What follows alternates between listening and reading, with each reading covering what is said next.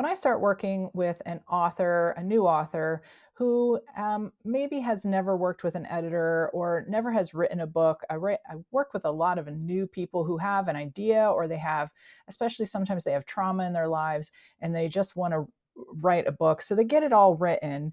And then they don't know what the next process is, or they don't know how the editing process works.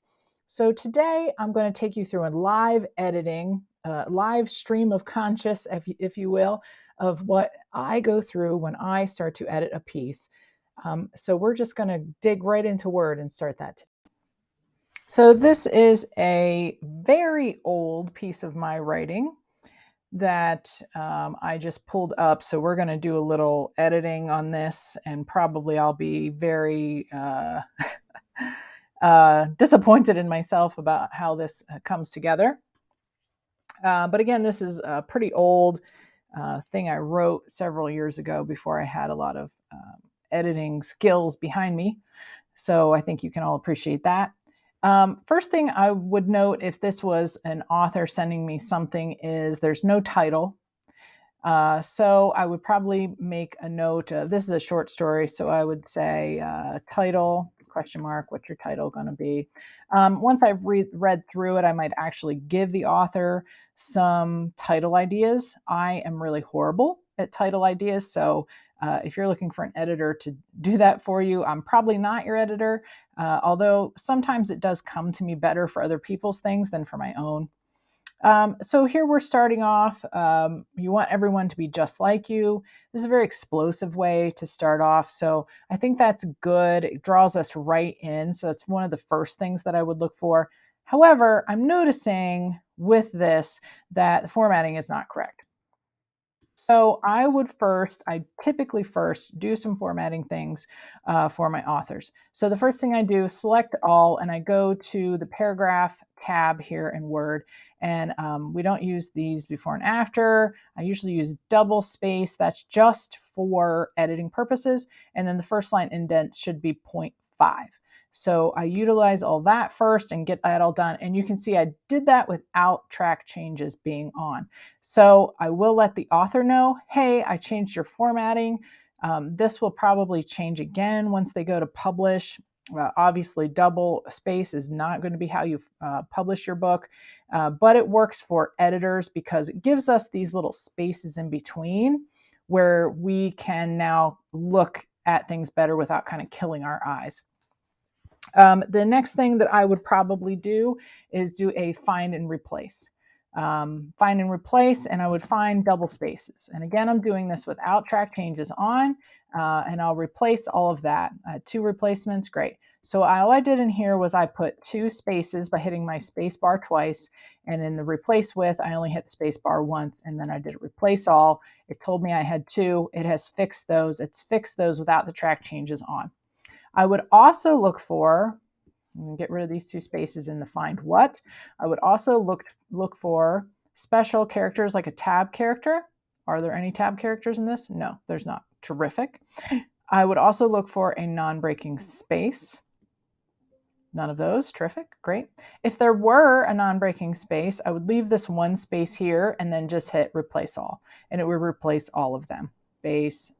With the paragraph mark, you can see I can put a paragraph mark in here. This is indicated by a little caret and a smaller case p.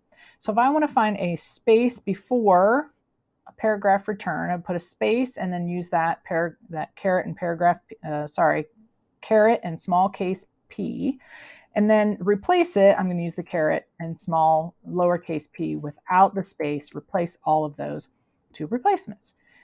So then if there is a space after, so let me put on my paragraph marks here. So what I'm indicating here is, here's a paragraph mark. If the author ends their sentence, uses a space, there's what a space looks like with paragraph markings on, and then hits the enter, this is what I just got rid of, the space before a paragraph. If an author hits space and then hits the space, and then starts her sentence, that's what I'm looking for now. So this would be the paragraph mark and a space.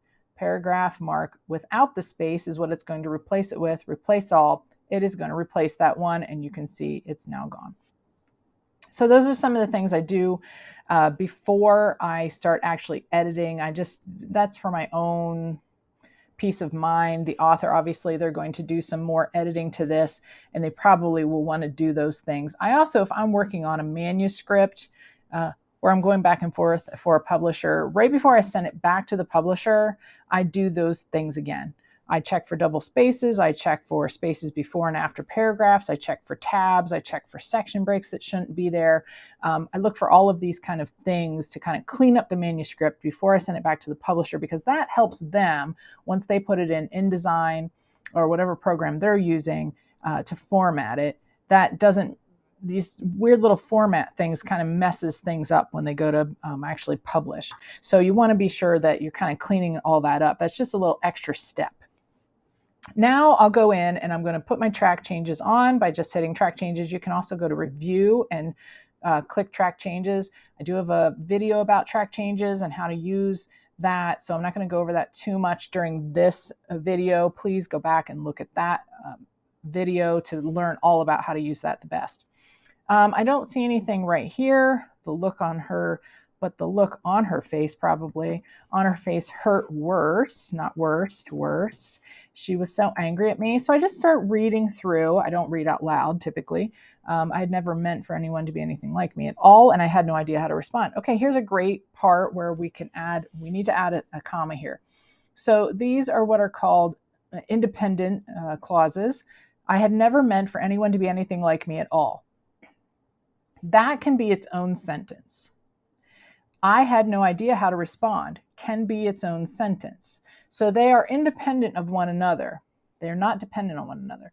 So a comma would go here before the and. So again, I had never meant for anyone to be anything like me at all. This is how you kind of figure out where your commas go in these coordinating kind of sentences. If you could put a period here, get rid of the and have a whole nother sentence and they would make sense, then you need the comma. Okay, so we need a comma here. Let's see, it started when John's cousin and I worked together on a secret church project. Okay, so here's an example in this. Here's an and. I know a lot of authors want to put a comma here, but it started when John's cousin is not an independent sentence. It cannot stand on its own. I worked together on a church project. It kind of maybe could stand on its own, but not really. So no comma is needed here. Although she participated in the project in prior years, I had not and needed some guidance about how things worked. Unfortunately, she had a lot on her plate. And you can see here, Word is telling me that I need to have a comma here. And it's right, because she had a lot on her plate is a sentence on its own.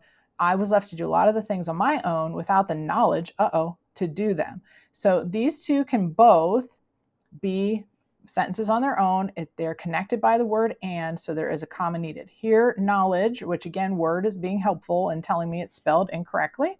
So we can take that and accept that change, and track changes puts that in so that the author can see it. Time slipped away quickly, and the event date came closer and closer. Again, we can use a comma here because these are two sentences that can stand on their own. Time slipped away quickly. The event date came closer and closer. Those two sentences can stand on their own. Now, at this point, I've obviously seen that this author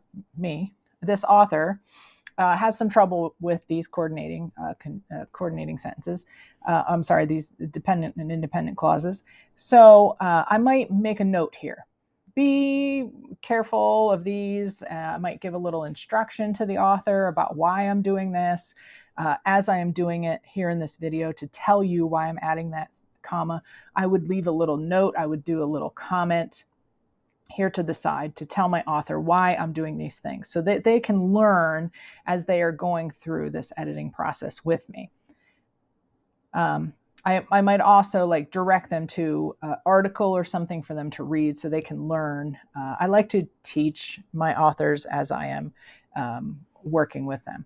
I sent multiple emails trying to elicit responses from her to no avail.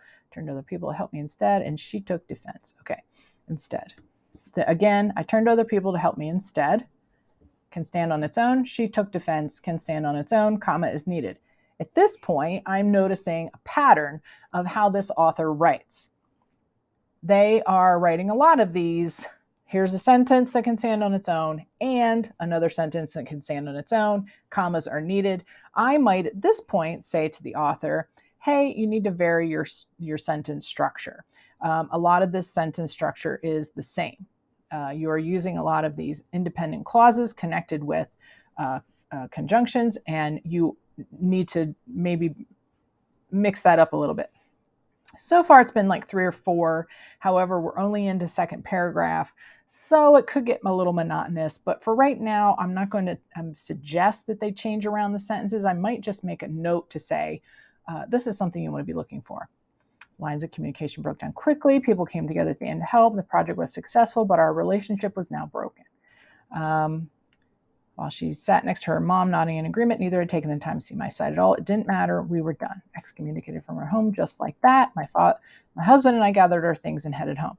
So here you could probably put a comma. I wouldn't, because headed home to me isn't a full sentence. So just something to, some people would put it there. It might not necessarily be wrong. So again, what could I have done differently? Oh, here's a space right here after end of a sentence and before the question mark. What do we do now? This looks like this needs an actual question mark. Here's another instance where Word is telling me that we need a comma. Make matters worse, we're no longer speaking to his family, and they avoided us even in church. So because this author, me again, has done this so many times, this kind of sentence structure, I might say we were no longer speaking to his family. In fact, they avoided us even in church. This is varying up this author's sentence structure to get rid of those, like the same monotonous independent sentences, independent clauses connected by conjunctions. To just sentence structure, change it up a little bit to keep your readers a little bit more engaged. So as we go down through this again, I have a feeling that's what I'm going to see the most. And this is a very short section that I've written, but once you start doing those kinds of edits with your manuscript, when you start looking back over things, you will probably find these these dependent or independent clause issues. You might find instances where you're using, like here, I used worst instead of worse, that you'll need to look up to see which is correct, perhaps, or how to correctly spell the word knowledge. Or you might find other words that are incorrectly spelled that you misspell a lot. Also, I want you to look for, I'm going to do a little find here. And I just opened this dialog box by using a Control F on a Mac. It's probably Command F, and typing in the word that. All right, so we've seen, this is a really short piece. I tend to look for certain words, especially in my own writing. That and just are two of them that I look up when I'm done writing something to see how often I use them. 8 results in a time frame of 736 words is quite a bit. So I'm just going to go through these. I went overhead to try and get that, and I had so that's correct. Oh, I've just noticed something else here. So your punctuation marks should go inside your quote marks. No when situation, this should be hyphenated. So that's another situation there. Now we're going to go back to that. Felt good to have gotten, it felt good to have gotten past that hurdle. That's, yeah. So here you can see I've used the word that 5 times in these like couple of sentences. So that is probably something I need to fix. Just that small suggestion made me feel instantly lighter. Okay, that seems to, right after church that day I went home. Yes. I also said, okay, here's one of these instances that the word that is not needed here. I also said I didn't hold anything against her. I just wanted to move on. I wrote that I never, okay. I think I could probably get rid of that completely. I never meant to hurt anyone and just wanted to be friends again. And then here, when I mailed the letter, a wave of relief washed over me. I felt the dark shadow that had been following me. So that's correct. So we're going to go through these that's. And now we've broken down a few of those that's. I'm going to go to just and see how many of those I've used. Oh, also 8. Isn't that convenient? You want everyone to be just like you. Excommunicating from their home, just like that. I was hurt just as much as they were. So some of these are needed. Here's a bunch kind of on one page. I decided, and we don't really need just there. I decided to let things go and move on. I hope she would do the same. Just that small suggestion really isn't needed. That small suggestion made me feel instantly lighter. It could be used. So this is just a way of tightening up a writer's words. I wanted to move on. You don't need just there, and wanted to be friends again doesn't need it to be there. So again, I've cut down these 8 now to about 5. So once you're working on your editing, you will find these words as you read these aloud that jump out to you that maybe you're using that you don't need to be using. Look for ly words, suddenly, excitedly, those kind of things tend to be words you don't need, or could be used, something could be stronger. So again, this is a really short piece and just a few things that I'm kind of pointing out to you. It'll all change on however you are working, whatnot. You obviously, when you are looking at your own manuscript, do not need to be using track changes.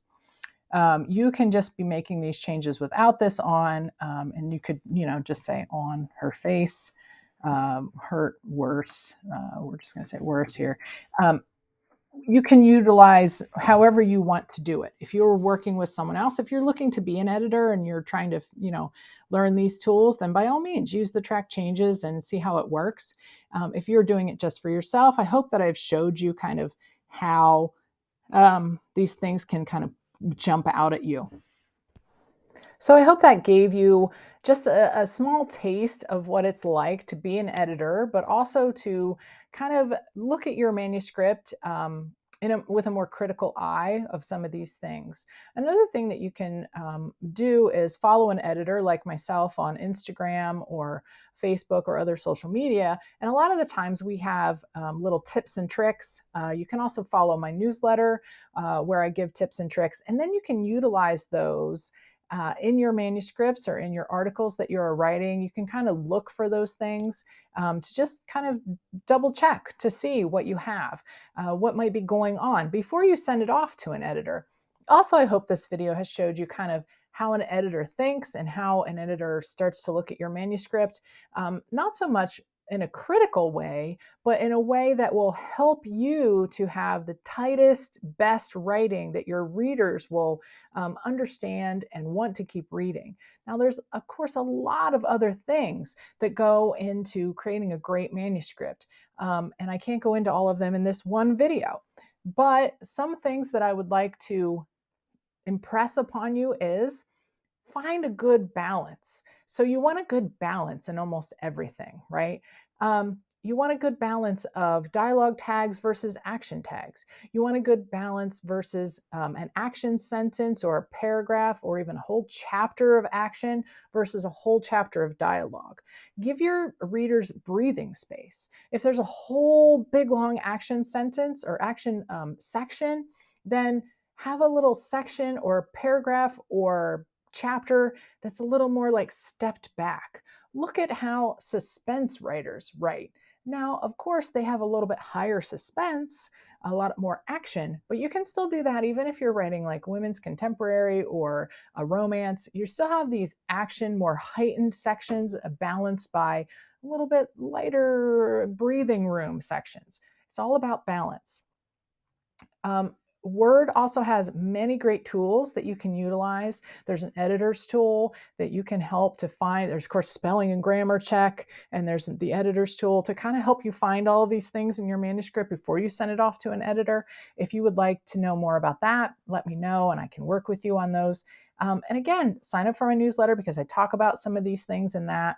give other tips and tricks. And be sure to watch my track changes video, because that has been really helpful to many people. And if you don't know how to use track changes, I'm hopeful that it will help you to give you the basics of how it works, so that when you do start working with an editor, you kind of have all that figured out already, and it's not as stressful. I really hope that this helped you today. And if you have any questions, please let me know. I love to hear from you. Leave a comment below if it did help. And be sure to subscribe to my channel and click the little bell so that you get all the notifications. And, hit like, because I want to know that these are helping, and keep putting out this information for writers, new and seasoned writers, to continue to grow. That is my purpose. That is what I want to help people do, is all along the journey of writing from beginning to end. And I hope this really blessed you today, and I hope you have a great day.